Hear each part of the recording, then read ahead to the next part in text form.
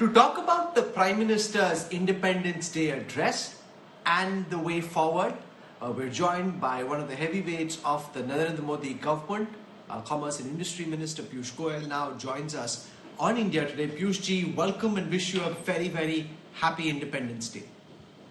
I want to start by talking about the Prime Minister's Independence Day speech and the key themes he laid out.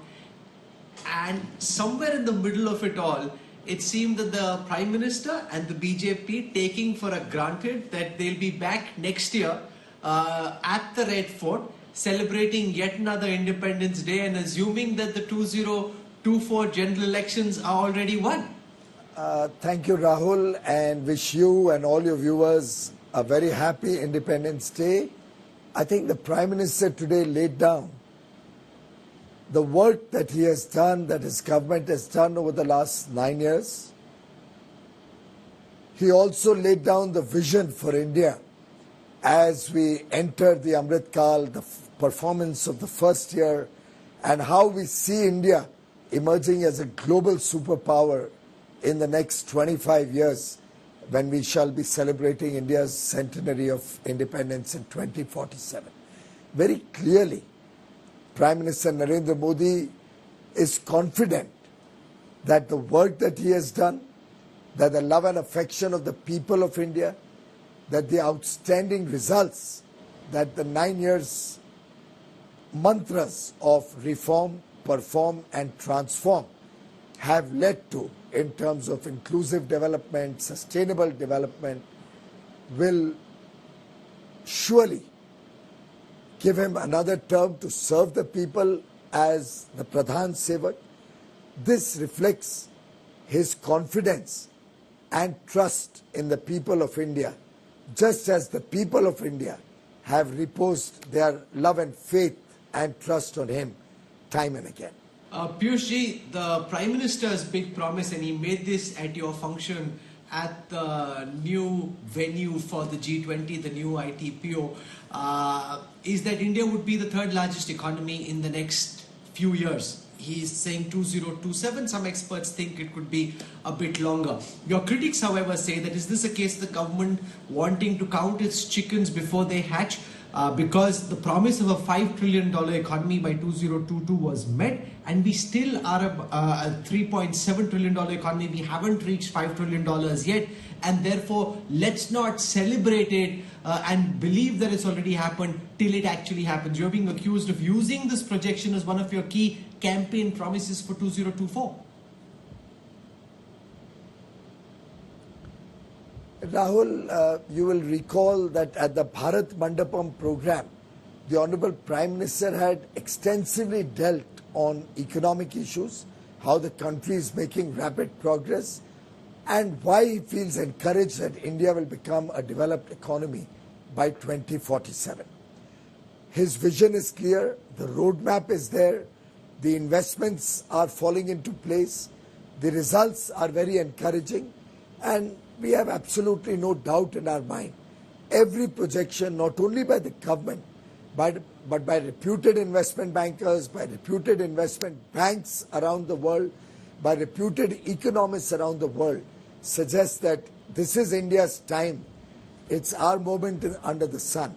We have a young population, we have talent, we have skills, we have the enabling infrastructure being set into place, put into place, both by the government and the private sector. We have huge amounts of resources coming in, both through internal savings and international investments. The macroeconomic parameters are all sound and robust. All of this lends us to be very confident about India's future. I'll just correct your perspective. The $5 trillion economy was to be met by 2025. However, we are all aware that 2 years were lost due to the COVID situation and the Ukraine war that overcame circumstances soon after COVID. So I think one will have to factor that in, and you will recognize that we are well on track both to achieve $5 trillion and to move forward towards a $30–35 trillion economy, so that every section of society in India has a prosperous future. You're seeing your critics in the Congress talk about the arithmetic inevitability. The likes of P. Chidambaram, Jairam Ramesh saying that this is guaranteed over the next few years in any case, regardless of who forms the next government. How do you respond to this charge about the arithmetic inevitability? India as a country, because of the population size, because of what's happening globally in terms of declining and aging populations, is bound to grow regardless of whether the Prime Minister and the BJP come back to power or not. How do you respond to this? Well, this is the despondency of the Congress speaking. I think it's extremely unfortunate that a senior leader, a former finance minister, has such petty thinking. This is actually what has kept the country backward for so many years. The lost opportunities in 75 years of independence, a large part of which was led by the Congress party, is reflective of the sorry state of affairs that we inherited in 2014. I'm sure a reader of the Indian economy like you will recall the fragile five economy that we inherited. That was when Mr. Chidambaram was the finance minister, when he had to borrow at exorbitant interest rates, FCNRB deposits even to shore up the rupee and maintain fiscal stability with depleting foreign exchange reserves. I think it is evident that the Congress is bereft of ideas. They don't even recognize that unless smart investments are made in infrastructure, they don't even recognize that the technology levels in the world are changing and we'll have to keep abreast with these changes. For example, artificial intelligence, machine learning, quantum computing, all of these are the areas of the future in which we will have to start adopting in India so that we are ahead of the curve. If we allow a party like the Congress and failed leaders like Rahul Gandhi and Chidambaram to have a say in the national economy, I am extremely concerned that we'll once again go backward and slide down like we saw in the UPA government. This Ghamandiya Gathbandhan of the Congress can only take us back to pitfalls and to the chalta hai attitude of the past. Prime Minister Narendra Modi believes in reform, he believes in performance, and that he believes will transform India to be a part of the world economy, to earn the trust of the world so that we can be a part of the global growth story. Also, we've seen in the Independence Day speeches made by the leaders of different opposition parties, they're seeking to highlight Manipur. We saw what Rahul Gandhi said in Parliament and outside, alleging that Manipur is being split into two. They also highlighted Haryana and alleged that you've sprinkled kerosene, as it were. That's the charge. So how do you respond to this charge by the opposition, the alleged mishandling of the situation in Manipur and the current situation in Haryana? Well, I think the opposition, instead of showing sensitivity, particularly in an ethnic clash in Manipur, is trying to politicize, sensationalize, and actually create more problems for the administration in resolving the situation in Manipur. The reality is that Manipur has had difficult times in the past. In fact, when the opposition or the Congress was in government there, we have seen months and months of blockades, so many people suffering and many losing their life on so many different occasions in the past. In fact, the Northeast as a whole has gone through very troubled times under the Congress.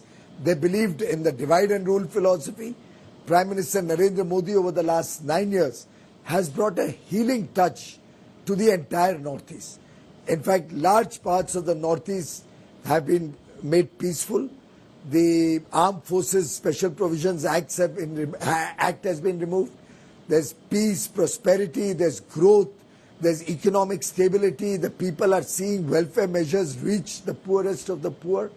It is unfortunate that a court verdict given under very sad circumstances caused a misunderstanding amongst a certain section of the people of Manipur, and that led to this very unfortunate set of incidents. The central government and the state government acted very, very fast and brought this situation under control The situation is fast improving to normalcy. I hope the Congress party will not, for petty political gains, try to once again instigate or create a fresh problem for the nation. Let's spend a moment talking about exports. The data that came out for July shows a 16% decline in exports to 32.25 billion, exports now contracting for the sixth straight month. The surge in manufacturing exports, Minister Goyal, was one of your big achievements till a few months ago. Now we're seeing exports decline, even though imports too have come down 17%, that's according to government data. How do you hope to deal with the global headwinds which are seeing exports fall for the sixth straight month in the way that they have? Well, very clearly, India was on a highway. You saw our exports grow from $500 billion to about $776 billion in a short span of 2 years. That's 55% growth in only 2 years. Clearly, that was very, very rapid, some of it led by inflationary tendencies. So we had a large amount of petroleum exports during the last year or last 2 years, particularly after the Ukraine conflict, which is currently down. We have also brought in measures to impose taxes on export of petroleum products. We have also stopped the export of many commodities like rice, wheat, different products which are required to maintain India's own food reserves and requirements of foodstuffs and raw materials. And therefore, I think if you see it in that context, our manufacturing exports are not showing a fall in absolute numbers or in volume terms. The larger part of the fall in exports is in petroleum products and in some cases in products which are discretionary spending like gem and jewelries or gold jewelry. And that is why you'll see a corresponding reduction in imports also. Our overall trade deficit is in fact lower than it was last year for the corresponding period. Let's spend a moment on trade with China. One of the government's big efforts is to pull manufacturing away from China. We've made it tougher for Chinese companies to come and invest in Indian startups, for example, as was being seen as a trend. Despite that, India's exports to China are coming down and India's imports from China are continuing to surge, as a result of which our trade deficit with our neighbor across the Himalayas is the opposite of what we'd like it to be in terms of trend line. How confident are you that this will reverse soon, or do you think that, as is the case with the US and so many other economies across the world, trade with China and the skew towards this benefiting China more than it benefits India is only inevitable and there's not much we can do in the short to medium term about it? No, it's absolutely possible to reverse this trend, and we are committed to reverse it. I would like you to reflect back on why this has happened. The reality is that way back in 2004 or 5, we saw the imports coming in from China surge, import duties were reduced, and large quantities of goods started coming in from China, which in fact killed India's domestic manufacturing, killed the investment story in India. We saw our country move into large imports from China, due to which the trade deficit with China actually grew by over 30 times. So 3,000% increase in our trade deficit with China in the 10 years of the UPA government. Sadly, the UPA believed in encouraging imports from China, due to which our domestic capacities did not keep pace with our demand. Over the last 9 years, Prime Minister Narendra Modi has been encouraging investments in a big way in India. We are encouraging domestic manufacturing. We have brought in schemes like the production-linked incentive scheme. We are supporting our textile sector. We are supporting various sectors, refineries, the power sector, renewable energy, manufacturing of machineries for renewable energy. All of these efforts have started bearing fruits. We are seeing more and more investments coming into India. And as we start meeting the growing Indian demand, through domestically manufactured goods, I'm sure our imports from China will start coming down. We believe in an open and transparent economy, whereas China is an opaque and non-transparent economy, due to which they are able to dump goods into India. We are taking action on several products which have seen a surge in imports from China, but at the same time, we have to balance the needs of our consumers. The fact that India is growing and is a fast-growing economy means India's demand for goods and services is also growing very rapidly. Our exports to China are subdued because the Chinese economy is in the doldrums. The Chinese economy is slowing down. And very clearly, the Chinese do not have a level playing field when it comes to international trade, which India is taking up very strongly at all international fora.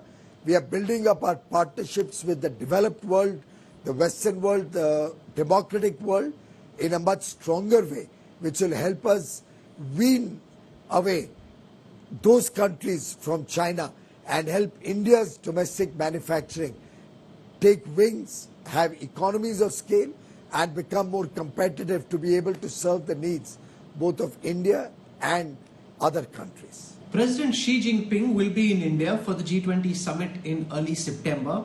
Given everything that you just said about China and what's happening between India and China and what you're trying to do, how do you see the Xi-Modi dynamic play out? That's a question, and that's a relationship the whole world will have its eyes on. Well, I think the G20 is a summit of leaders of all the major economies of the world. China is one of the large economies of the world, and as is customary, we will be inviting all the leaders, and so will Mr. Xi Jinping be invited, along with all the other G20 leaders. Prime Minister Narendra Modi will be holding the baton as the Indian presidency of the G20, and we are a country that believes in Vasudhaiva Kutumbakam. The world is one family. We will be most fair and respectful to all our guests who come as a part of the G20. One of the big things that will happen is the B20 Summit next week, 25th, 26th of August. And a lot of top global corporates are coming in. As you liaise with them, as your ministry liaises with them about them coming to India, what's the mood that you're picking up? What you're trying to do is to get a lot of global corporations into India, into manufacturing as part of a China plus one pivot. To what extent do you think you've been able to make substantive headway relative to where we were a few months ago? First of all, I'll just correct a wrong perspective that it's only a China plus one initiative. I think India on its own strength is today emerging as a superpower, is emerging as the world's fastest growing economy. They can see a demand from 140 crore Indians who are gradually moving out of poverty into the middle class and then into the more prosperous family with higher incomes. In this situation, India itself is a demand driver. India itself provides huge market opportunities. Along with that, our talent, our skill, our huge workforce, young workforce, our women-led development, all of these are helping India present itself as a very, very safe and attractive and trusted investment destination. I have heard about the B20 participation in different countries when they have the presidency. Never before have we seen the kind of enthusiasm that business persons across the world are showing to participate in India's B20. I've attended some of the earlier B20 programs in Gandhinagar and Startup India programs in other parts of the country. The enthusiasm is unbelievable. You will have some of the top Fortune 500 companies, chiefs coming into India, CEOs and chairmen coming to India for the B20. We'll have some of the top corporations who are looking to invest in India participating in the B20. In fact, if I may tell you, the difficulty that we are facing, and we were trying to resolve it through innovative seating arrangements only 2 days back, the difficulty we are facing is how do we recognize and respect all the senior people who are joining us, particularly given that in front of the stage, The width is a limitation. And within that limitation, how do we accommodate different people of very high caliber, very high respect, and representing very large corporations in a fair and equitable manner? That's a difficulty the CII, the main partners, and our officials were grappling with in a meeting as recently as Monday. You know, you're in charge with the whole setup at Bharat Mandapam in bringing it together. There was a big event with much fanfare when it was launched. I had an opportunity to go inside, see the venue where the G20 Summit meeting will take place. Do you have everything under control, or is this at some level feel like an Indian shadi where the barat is about to come and the girl's parents are, till the last moment working towards getting it right? I heard from the organizers, those who worked on the architecture and the design, some stories about how Piyush Goyal is a very tough taskmaster and how you were giving them impossible deadlines in a bid to get things ready. Well, Rahul, if I may take you back to your first question, that is the Congress way of working, that everything will happen on its own and that the country will grow and infrastructure will come in, which has kept this country backward for so many years. Projects wouldn't come up in time. Projects would all have long delays, cost overruns. The Modi style of government is deep monitoring, complete control to ensure that projects are held on time. And that is why he said his government not only does foundation stones, but also does the inauguration. The Bharat Mandapam is clearly an example where he did the groundbreaking and he did the inauguration. Very soon, probably sometime next month, you will also see him inaugurating and dedicating to the nation another equally big, if not bigger, actually bigger convention center at Dwarka, which also he laid the foundation stone in 2018, late 2018, and despite COVID, it is completed and will be dedicated to the nation sometime next month. Why I'm sharing this with you is that the Modi style of working is performance. It's driven by high quality performance. It's driven by timely execution. It's driven by resolving problems that come along the way, which are bound to come in. We had huge amount of problems. We had COVID for 2 years. We had Supreme Court very often stopping the work for different reasons. We had the NGT imposing a ban on construction year after year. We had to struggle with approvals from the state government at different points of time to ensure that they also complete their part of the work in time. So difficulties will come. As Prime Minister often says, बाधाएं आएंगी, लेकिन हम उन बाधाओं को पूरा करते हुए आगे चलते जाएंगे, निरंतर आगे चलते जाएंगे. कभी हम रुकेंगे नहीं, थकेंगे नहीं, हारेंगे नहीं. I think भारत मंडपम हो या द्वारका में इंटरनेशनल एग्जीबिशन कन्वेंशन सेंटर हो, ऐसे कई सारी परियोजनाएं देश भर में लाखों करोड़ की योजनाएं चल रही हैं, लाखों करोड़ का इंफ्रास्ट्रक्चर इम्प्लीमेंट हो रहा है. All of these will bear fruit and will be the foundation of a new India, of a developed India, a foundation which will for the next 30, 40, 50 and years to come hold India in good stead. This infrastructure, this development will be the defining features of a developed India in the years to come.